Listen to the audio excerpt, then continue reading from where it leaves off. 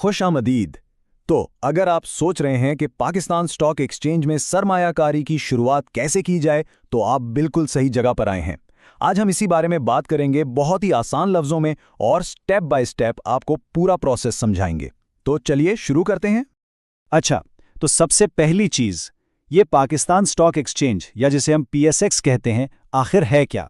इसे आप एक बहुत बड़ी ऑनलाइन मार्केट की तरह समझें, जहां मुख्तलिफ कंपनियों के शेयर्स यानी उनके हिस्से खरीदे और बेचे जाते हैं। लेकिन अहम बात यह है कि आप सीधा इस मार्केट में जाकर खरीदारी नहीं कर सकते। इसके लिए आपको एक मिडिलमैन चाहिए होता है, और उसे हम कहते हैं ब्रोकर। समझें कि मार्केट का दरवाज़ा आपके लिए यही ब्रोकर खोलेगा।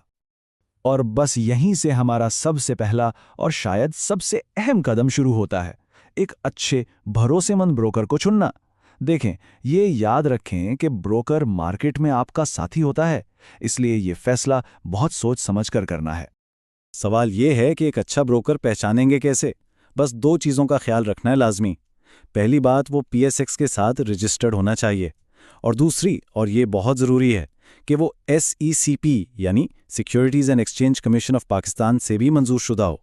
ये जो SECP की रजिस्ट्रेशन है ना, ये असल में आपकी इन्वेस्टमेंट की सिक्योरिटी की गारंटी है। जब ये चेक हो जाए, फिर आपकी मर्जी है। आप चाहें तो ऐसी फर्म चुनें जो सिर्फ ऑनलाइन काम करती हों, या फिर ऐसी जिनका बाकायदा दफ्तर भी। चलिए मान लेते हैं आपने ब्रोकर फाइनल कर लिया। अब आगे क्या? अब बारी आती है अपनी दरखास्त यानी एप्लीकेशन तैयार करने की। और देखिए, इसे कोई मुश्किल कागजी कार्रवाई मत समझिएगा। बस ये सोचें कि आप अपनी इन्वेस्टमेंट स्टार्टर किट जमा कर रहे हैं। बहुत आसान। अच्छा, तो इस किट में क्या क्या होगा? कुछ बहुत ही बुनियादी चीजें। आपका वैलिड कौमी शनाख्ती कार्ड, आपके अपने नाम पर एक बैंक अकाउंट, एक मोबाइल नंबर जो आपके नाम पर रजिस्टर्ड हो, और हाँ, एक ईमेल एड्रेस जो आप इस्तेमाल करते हो।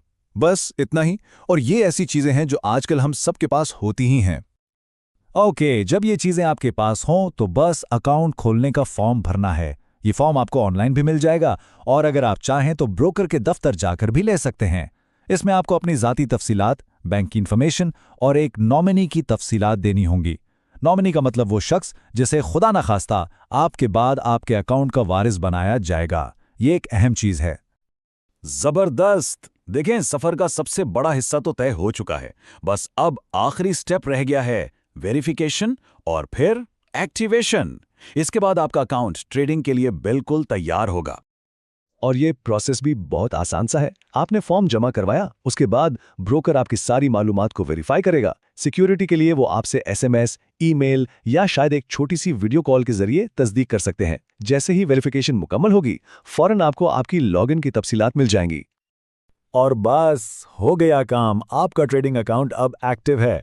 बहुत बहुत मुबारक हो, आपने स्टॉक मार्केट में सरमायाकारी की तरफ अपना पहला और कामयाब कदम उठा लिया है।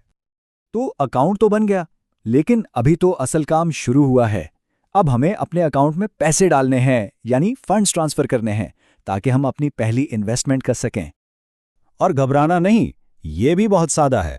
आप अपने बैंक अकाउंट से ऑनलाइन बैंकिंग के जरिए या चेक से अपने ट्रेडिंग अकाउंट में पैसे ट्रांसफर कर सकते हैं। जैसे ही पैसे अकाउंट में आ जाएं, आप अपनी लॉगिन तफसीलात इस्तेमाल करके ट्रेडिंग प्लेटफॉर्म खोलें और बस शेयर्स खरीदना और बेचना शुरू करें। अच्छा, अब इससे पहले कि हम आगे बढ़ें, एक बहुत ज़रूरी बात। देखिए, ये जो सारी मालूमात हम दे रहे हैं, ये सिर्फ तालीमी मकासद के लिए है। इसे फाइनेंशियल एडवाइस बिल्कुल ना समझा जाए, क्योंकि याद रखें, स्टॉक मार्केट की सरमायाकारी में हमेशा रिस्क शामिल होता है। तो खास तौर पर नए सरमायाकारों के लिए कुछ गोल्डन रूल्स हैं। हमेशा सरमायाकारी से पहले अपनी रिसर्च करें। इतने ही पैसे लगाएं जितनी आपकी गुंजाइश हो और आपके अहदाफ के मुताबिक हो। और हाँ, अगर कहीं भी कंफ्यूजन हो, तो कोई भी बड़ा फैसला करने से पहले एक सर्टिफाइड फाइनेंशियल एडवाइजर से मशवरा जरूर कर लें। हमें उम्मीद है कि इस सारी गुफ्तगू ने पाकिस्तान स्टॉक एक्सचेंज में आपके सफ़र को शुरू करने में कुछ आसानी पैदा की होगी। हमारे साथ रहने का बहुत शुक्रिया। और जाते जाते एक सवाल आपके लिए छोड़े जा रहे हैं, आपकी पहली सरमायाकारी आखिर किस कंपनी में होगी? Thanks for watching.